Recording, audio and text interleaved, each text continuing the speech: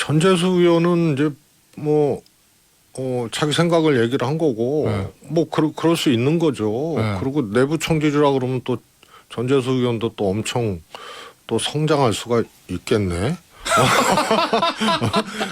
세상을 떠들썩하게. 네. 김태현의 정치쇼. 김태현의 정치쇼 화요일 2부 정치 프리킥 시간입니다. 더불어민주당에서 사선 의원을 지내셨던 전 청와대 정무수석 최재성 수석 모셨습니다. 안녕하십니까. 안녕하세요.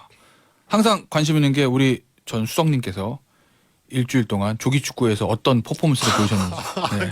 대한민국의 월드컵 승전보를 위해서는 우리 저 최재성 전 수석의 프리킥이 많이 들어가야 된다. 뭐 이런 겁니다. 네. 잘 지내셨어요? 보고 드릴까요? 네. 축구 팬들이 듣고 있습니다. 지금. 국가대표 경기는 뭐 매주 있지 않지만 네. 최재성의 축구는 매주 이어집니다. 아. 그래서 월드컵 때까지 계속 예. 보고 하겠습니다. 예. 잘 지난주에 2골 2어시스트 했습니다. 현재 아주 추이가 좋습니다. 좋은데요? 지금 폼이 올라가고 있기 때문에 예. 저희 월드컵 대표팀에 승전보도 있을 것 같다는 생각이 들면서 지난주부터 저희가 베스트 워스트 뽑기로 뽑는 거를 하고 있잖아요. 네, 네. 오늘도 좀 해보죠. 이번 주 최재성 전 수석이 뽑은 정치권의 맨 오브 더 매치 MOM은 누구? 나경원 전 의원. 나경원 전 의원이요?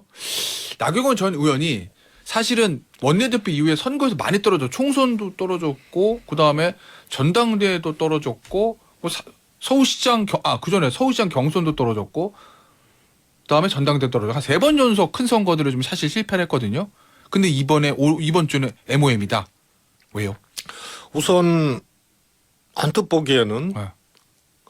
당대표 국민의힘 당대표 선거에서 소위 말해서 이제 친윤, 범친윤 주자들의 교통 정리가 안 되면 네.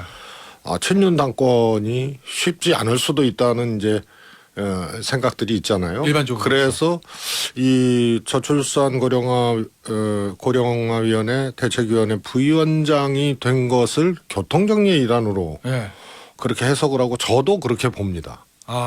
수석께서도 예. 그런데 그게 아주 중요한 어젠다지만 네. 그게 그렇게 교통정리용으로 할 만큼 선호하는 그런 자리냐. 뭐 네. 입각이나 뭐 다른 건 몰라도. 저출산 고령화 중요하긴 하나. 예. 그거는 뭐 아주 중요한 그렇죠. 내용이죠. 중요한 이슈죠. 그래서 이걸로 교통정리하기에는 좀 선뜻 안 찰 텐데. 네. 그런데 저는 뭐 증거는 없습니다만 네. 나경원 의원이 조금 홀대받은 과정이잖아요. 윤석열 대통령 집권 후로. 뭐 나경원 의원 반론은 저 취임식 초대도 못 받았다. 못 받았고 입각도 못했고. 예, 입각도 못했고. 그래서 나경원 의원을 교통정리를 할 텐데. 용산에서. 예, 할 텐데 너무 좀 가벼이 이렇게 던진 거 아니냐. 그분이 장관급인가요? 저출산 고령화위원회 부위원장. 그렇습니다. 대통령이 이제 네. 그 대통령 위원장이고. 그러나 일부 언론 보니까 막 부총리급이다 뭐 이런 뭐 얘기도 있고. 어쨌든 그분 높은 것 같습니다만. 예. 그런데 그거는 이제 현역이 아니거나 네. 정치인이 아니거나 뭐 이런 분들이 할 수 있는 자리이지 네. 정치인들은 뭐 입각이나 뭐 이런 걸로 좀 교통정리가 될 텐데 이게 너무 그런 측면에서는 좀 적당한 교환 가치는 아닌 것 같아요. 그런데 나경원 의원이 받았어요. 이거 받고 네. 그리고 출마 가능성을 또 열어놨단 말이에요. 네. 그래서 나경원의 투쟁이 이제 소리 없는 투쟁이 이제 시작이 될 텐데. 나경원의 소리 없는 투쟁. 네. 근데 교통정리는 확실히 들어갑니다. 그렇게 하고 싶어 할 거예요. 용산 입장에서는. 그렇습니다. 뭐 김기현 의원 나오죠. 네. 안철수 의원도 뭐 친윤 심장은 아니지만 네. 하여튼 범친윤으로 지금 봐야 될 거 아니에요. 네. 그 다음에 이제 권성동 의원 얘기도 나오고 네. 나경원 의원 그럼 여기 4명 나가고 네. 현재 이제 지지율 잘 나오는 유승민 네. 의원이 있단 말이에요. 전 의원이. 그래서 교통 정리를 아니할 수가 없는 상황. 네. 그러나 나경원은 이 자리를 수락하면서도 투쟁이 시작됐다. 네. 그러나 정리는 되지 않을까. 저 갑자기 든 궁금증이 있는데 이 대통령실에서 이 전당대회 정리하는 거 혹시 문재인 정부 때도 이런 거 해보셨나요? 안 했습니다. 아 정말요? 그때 그 그렇습니다. 놔뒀어요? 그렇습니다. 알아서들 뽑아 이렇게? 예. 근데 대통령실 입장에선 제가 나쁜 의미가 아니라 아무래도 본인들의 저 정책을 뒷받침해 줄 수 있는 코드가 잘 맞는 여당 대표가 되기를 바라는 거는 인지상정 아니에요? 아니 근데 그거는 예. 바랄 수는 있어도 예. 개입할 수는 없죠. 개입해서도 안 되고. 예. 그래서 문재인 정부 때는 실제로 그랬습니다. 근데 용산 저도 떨어진 당대표 후보였는데 뭐 그런 거 안 했어요. 예. 그리고 뭐 제가 정무수석 할 때도 예. 뭐 그런 역할을 한다면 정무수석이 해야 될 텐데 예. 전혀 없었습니다. 아 근데 용산에 지금 윤석열 정부의 용산 대통령실은 할 것이다. 문자가 입증하잖아요. 개입하고 있다는 거. 그렇죠. 권성동 체리따봉 의원과 대통령과의 체리따봉 문자. 그럼 이런 거 만약에 개입한다고 하면 어떤 식으로 개입하는 거예요? 후보 정리? 그건 모르죠. 저는 안 해봐가지고. 그래도 상상력 있으시잖아요. 정치 오래 하셨는데. 예.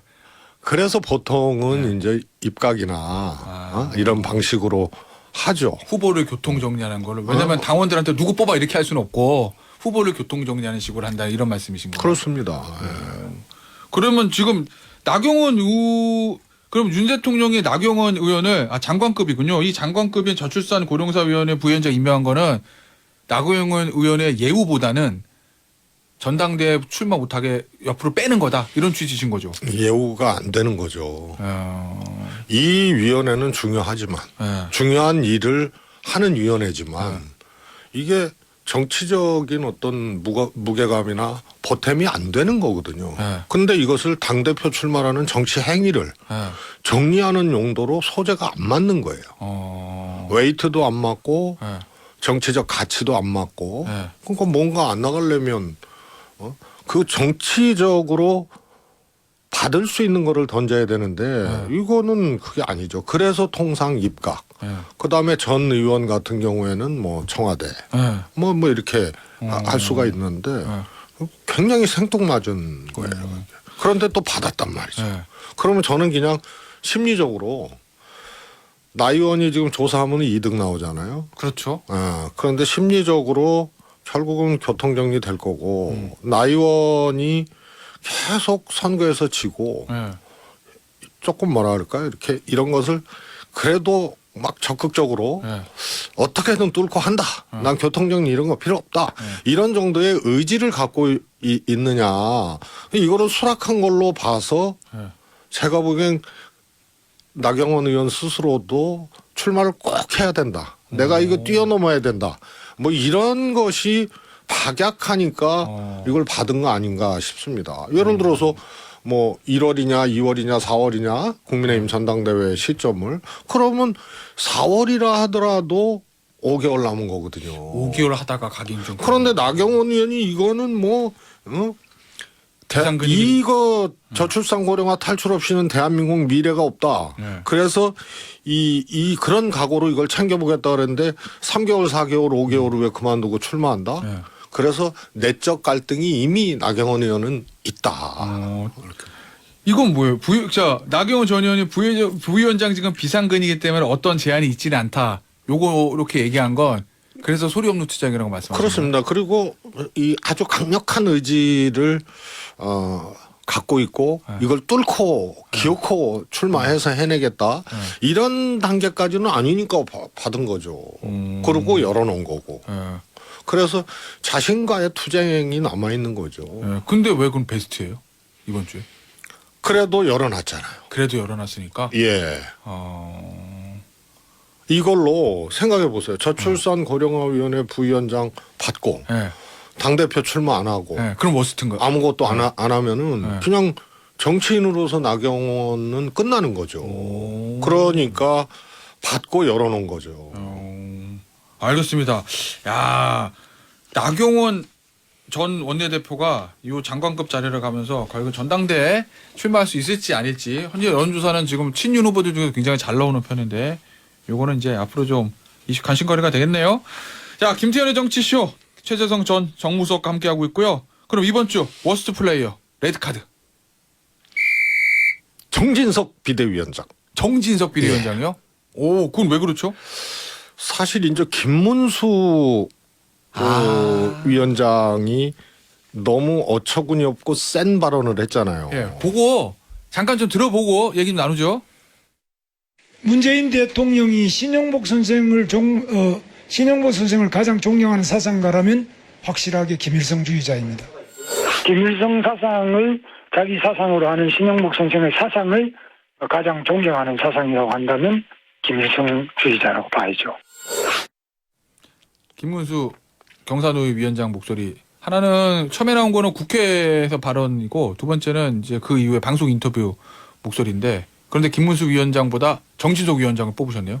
예, 김문수 위원장 같은 경우는 사실 국감장에서는 이 윤건영 의원이 아직도 수령을 신봉한다고 생각하냐 그랬더니 그렇다는 아니고 그런 측면이 있는 측면이 있다라고 했다가 그 다음 날 이거는 작심하고 한 거거든요. 아, 방송 인터뷰에서는 그래서 뭐 경산의 위원장이 아니고 노정치인 김문수가 스스로 부활을 기도하는 그 장면입니다. 이게 그 다음 날 작심해서 한 거거든요.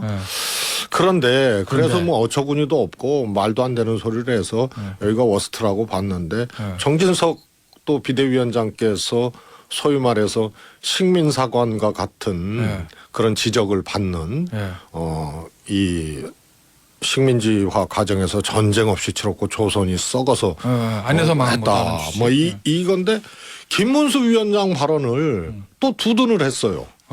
김일성주의자라는 게 많은 사람들이 그렇게 생각하고 있다. 그거를 저희가 좀 소개를 먼저 좀 해드리면 정진석 비대위원장이 SNS에 글을 썼어요. 문재인 전 대통령이 김일성주의를 추종하는 사람이 아닐까 의심하는 사람이 김문수 한 사람뿐입니까? 광화문 광장에서 김일성 만세를 불러도 처벌받지 않아야 표현의 자유가 완성된다던 사람들이 김문수의 발언에 이렇게 재갈을 물려서야 되겠습니까? 요게 정진석 비대위원장 SNS 내용이거든요. 이게 문제가 있다. 그렇습니다. 김문수 위원장은 소위 말해서 이 종북, 이념몰이 뭐 이런 거 아니에요? 그런데 정진석 위원장은 플러스 하나가 더 있었던 거 아니에요? 지난주에. 그게 소위 말해서 그건 이 식민지 근대화론이나 또 이 합법적으로 합병했다라고 하는 식민사관하고 일치하는 발언을 했기 때문에 굳이 얘기하면 친일적 생각과 종북몰이 생각이 같이 이 같은 시기에 정진석 위원장 입을 통해서 나온 거죠.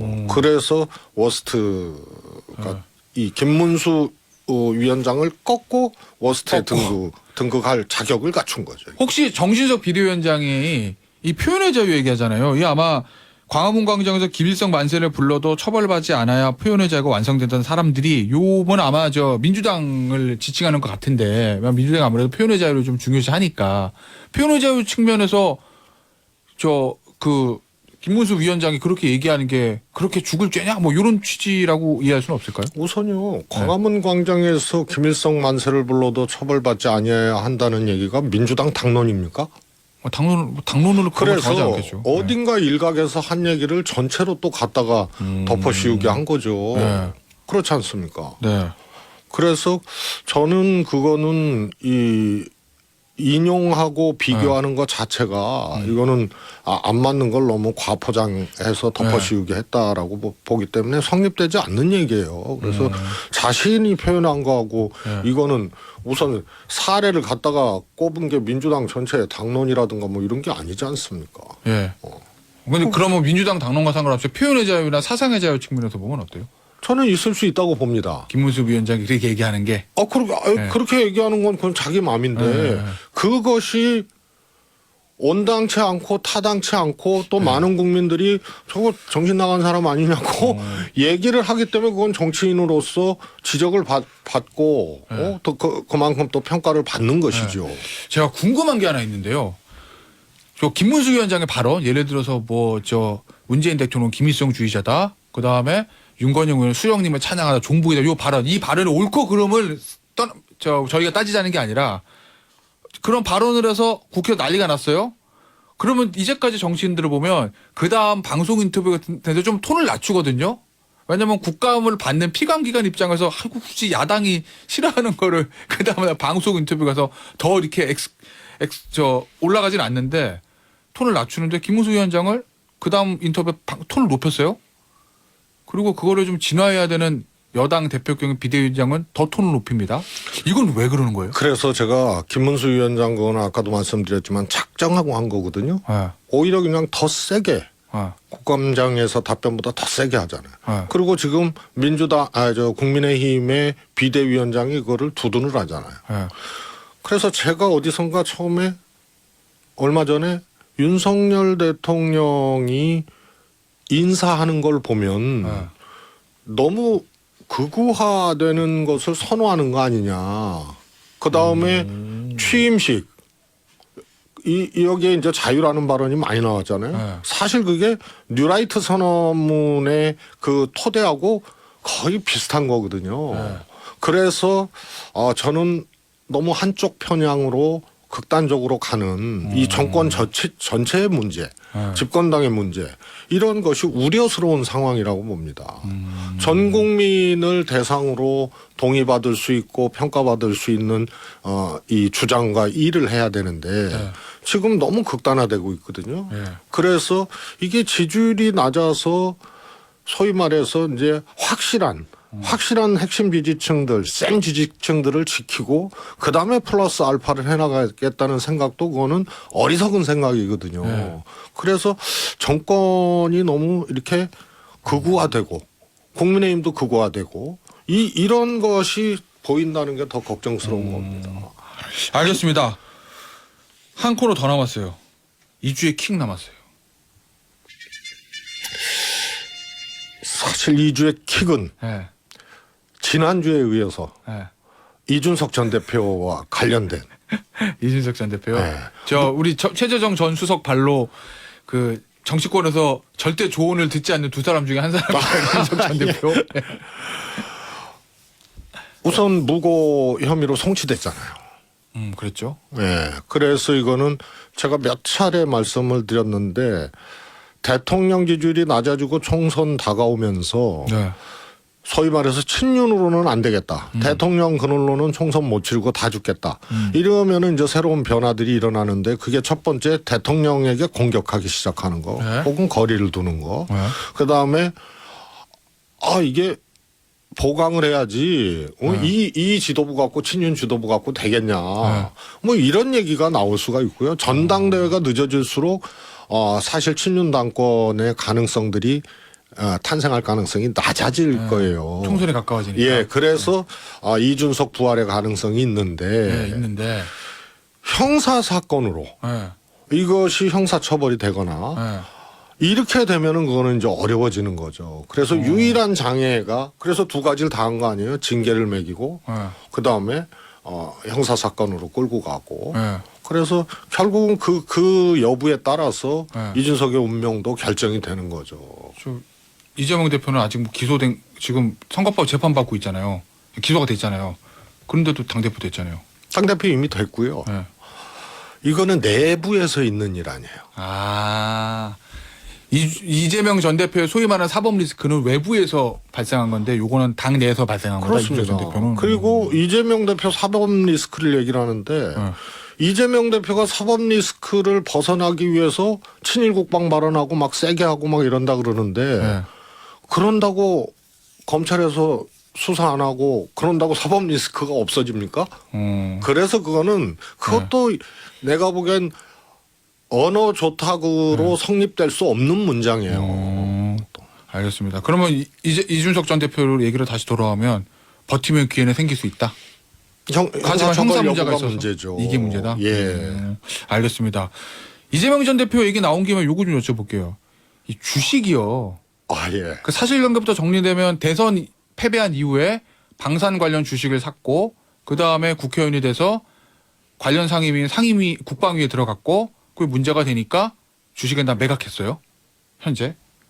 이 과정은 어떻게 보십니까? 이 주식 취득하고 매각한 이재명 대표의 요 행동들에 대한 평가는. 법적으로는 문제가 없고 네. 신탁 심의를 또 이 의뢰를 한 거 네. 아니에요? 그래서 그거는 문제가 없는데 네. 뭐 전량 처분도 사실 안 해도 되는데 뭐 네. 한 거고요. 그런데 굳이 그랬어야 되느냐? 주식을 사했어야 되느냐? 네. 그리고 대선 후에 네. 그리고 이제 적어도 국회의원 출마를 하고 네. 당선이 되고 국방이 가기 전에 네.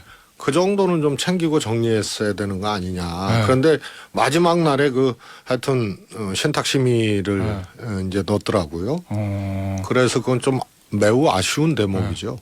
근데 어제 전재수 의원이 방송 인터뷰에서 굉장히 실망스럽다라고 좀 강하게 비판하셨는데 오늘 아침 또 기사를 보니까 민주당 당원 게시판에서 내부 총질하냐고 또 강성 당원들한테 막 욕을 먹고 있다는데 이 상황은 어떻게 보시나요? 전재수 의원은 이제 뭐 자기 생각을 얘기를 한 거고 네. 뭐 그럴 수 있는 거죠. 네. 그리고 내부 총질이라 그러면 또 전재수 의원도 또 엄청 또 성장할 수가 있겠네. 세상을 떠들썩하게. 네. 그래서 그거는 저는 뭐 전재수 의원 충분히 그렇게 생각할 수 있다고 보고요. 네. 저도 좀 아쉽다고 아, 봅니다. 그게 네. 법적으로 문제 없어도 네. 그래도 야당을 이끌고 있는 대표인데. 지도자고 대선 출마해서 석패했던 또 다음에 또 대선 출마 네. 가능성이 또 높은? 아주 높은 분인데 그걸 그렇게 관리를 했어야 되느냐 이런 대목이 매우 아쉬운 예. 거죠. 알겠습니다. 자, 오늘 정치 프리킥 시간 여기서 마무리하도록 할게요. 지금까지 최재성 전 정무수석이었습니다. 감사합니다. 감사합니다.